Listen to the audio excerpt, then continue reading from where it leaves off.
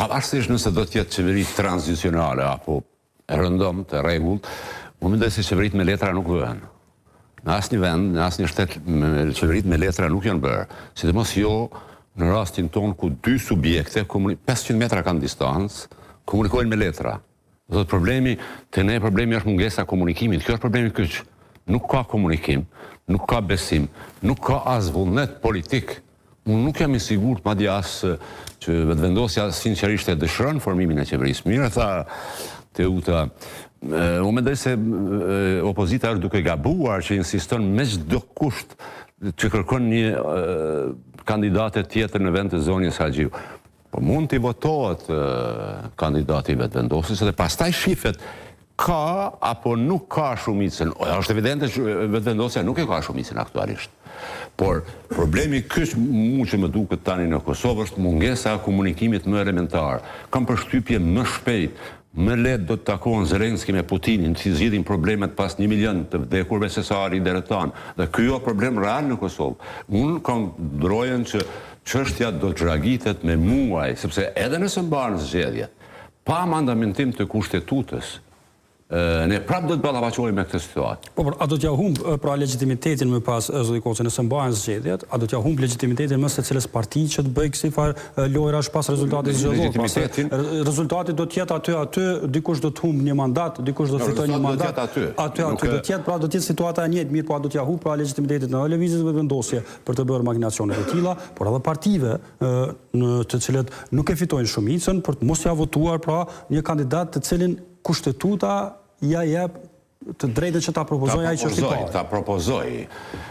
Kur e thash që po gabon opozita, e thash në kuptimin që jo pse po thjesht hiqet kjo blokad, hiqet kjo perde, praktikisht është perde për diçka tjetër që një pjesë e opinionit të mi e ka kuptu, do të thotë, prapa është mungesa e shumicës. Po e bëj figurativisht, është perde e hekurt kjo apo duket se në rastin ton duket se është perde e hekurt, sepse thash pak më parë nuk ka, do të thotë, nuk ka vullnet për komunikim, nuk ka as entuziazëm për formim të qeverisë, kam përshtypje. Unë kam përshtypje që as opozita e deri tashme, as vetëvendosja nuk janë shumë entuziast në përformimin e qeverisë. Që më pyetet nëse propozimi i zotit Abdi Gjiku është i qelluar ose është unë mendoj se në rrethana normale, në cilat ne nuk jemi, nuk do të duhej. Qeveri tranzicionale nga çka?